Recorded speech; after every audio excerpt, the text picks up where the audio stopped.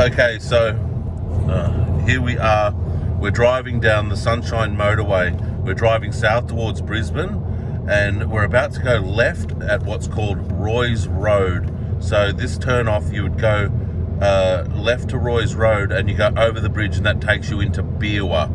Okay, so right now we're coming off the highway. This would have been, I imagine, exactly where Brett Cowan brought Daniel Morcombe.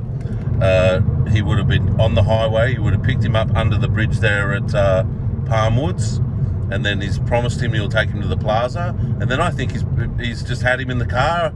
That's my guess. I don't think he's thrown him in the boot or anything. He's just had him in the car and brought him down here, and then he's gone left here. Right, so there's Roy's Road. Going right goes to Beerwah. Left. So it's quite interesting because we're on Roy's Road at the moment, and the murder site, as I understand it, I wasn't there, so but the murder site was down here. You have to turn right again to go to the other end of Roy's Road, because it becomes Bells Creek Road from here on if you keep going straight. So, oh God, can you imagine how scared that poor little boy was? It's just dreadful. But here we are. So we're driving down, and now we're getting into the forest. And this road goes quite far, and you'll see that this road eventuates. There's residences down here, and there's also a saltwater. I don't know what river it is, or estuary, or whatever it is, but there's saltwater places here, and there are people living here, and they'll have jetties out the front of their house, and they go fishing there and whatnot.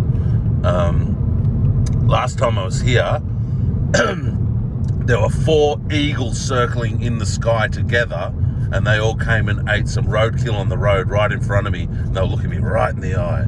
I couldn't believe it. They looked right at me. And it's funny, as I got in the car near the roadkill, the eagles were like, it was really obvious. They were saying, "Get lost, dude. This is ours." So they thought the car was an animal, I think, and thought that I was going to hijack their food. But of course I didn't. Not into roadkill. Unless I got real hungry and it was real fresh. You could probably scrape it up with a shovel and go put it on a fire. I don't know. I think hillbillies in America do that. Anyway, we're digressing. So here we are, we're back to the tragic story of Daniel Morcombe. He would have continued on here. Now, the actual shed where Daniel was horrifically murdered, and he's never admitted to raping him, but what happened was, for a very long time until he got arrested, he was living with his girlfriend at the house that I showed you in a previous video, and he was driving with her down here to the murder site, into the shed or whatever it was where he dealt with Daniel, and reenacting it and having anal sex with her every night. And like I say, it's tragic because she has been left scarred by it. Imagine how she feels about that. I mean, I guess I can't imagine. I mean, it's just too bizarre and horrifying. But yeah, you can see it's thick forest here, and I believe by the time they got to Daniel's bones down here, there were only a few left because, well, I guess like those eagles and other scavengers, they ate everything. So as I understand it, all that was left of his remains were a few bones, because whatever animals and whatever were down here, they had eaten the bones as well. Yes, the famous footage of him being arrested is at the property down here near the shed, after he showed the undercover policeman who was posing as a mafia boss the remains, and then all the police came running out and yelled, "You're under arrest," and get on the ground and whatever. And it was a very dramatic scene, honestly. But yeah, you can see, you keep going down here, and I mean, God bless Daniel. I mean, what was going through that poor boy's mind as they're getting further and further away? Or, you know, maybe this deranged lunatic had some way of presenting it to Daniel that he was friends with his father or something, and instead of going to the mall, he was doing this fun trip with him and things. I just don't know. We don't know what went on in that car, do we? Was the kid terrified the entire time, or was he lulled by some BS story and thought he was going somewhere fun with this guy? Because as I understand it, that's how he lured him into the car in the first place. I don't think he grabbed him and choked him and threw him in the boot and all that up at the bus stop. He came along and said, "Oh, you've missed your bus, sir, and I'll drive you to the mall. I know your parents." That's the story as I understand it. So, sorry, I'm getting a little emotional dealing with this. It's heavy stuff, but you know, I think for some reason, the reason I wanted to do this video, this on the ground thing, is to put people in the POV point of view or driver's seat of Daniel and the deranged Brett Cowan. Right now, I'll be honest with you, I've got goosebumps, and I'm experiencing strange emotions and chills. And you can hear I'm struggling a bit to keep it together. But you know, as we go down here, yeah, I'm a little lost for words, but you keep going, and eventually, like, out of nowhere, there are residences. Now, I don't know which one and what address, I'm afraid, but one of these residences, I think it was a sandblasting outfit, you know, like a guy used to do sandblasting from his house and whatever, and I guess he was a friend of Brett Cowan, I don't know, but that's where it happened, in a shed on that property. And as I understand it, that shed has been demolished because it's just too disgusting, honestly. Oh boy, we got a single lane here, that truck, ooh. So yeah, we're in the thick forest, but where we're headed here, I'm pretty sure we're, you know, once you hit Roy's Road here, we're headed south. We're going southeast, because I think we're going quite south as well. We haven't been driving straight out to the beach. You know, so as you can see here, we're starting to get residences.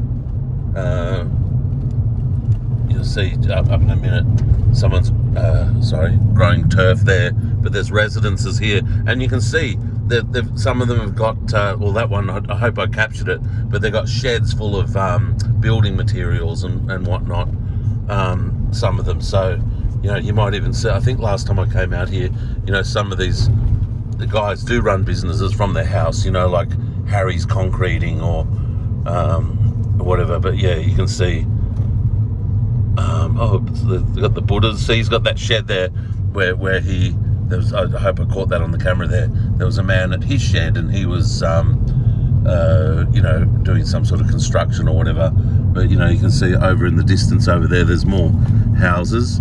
It's actually really would be a beautiful spot to live, because there's very, you know, few residences, and so the road would be a quiet road to live on if you were living here. And of course, you're very close to the river. You'll see that soon, that we're very close to this river where you can, you know, there are a lot of launch places for boats, so you'd be able to go out and fish and crab and all that sort of thing.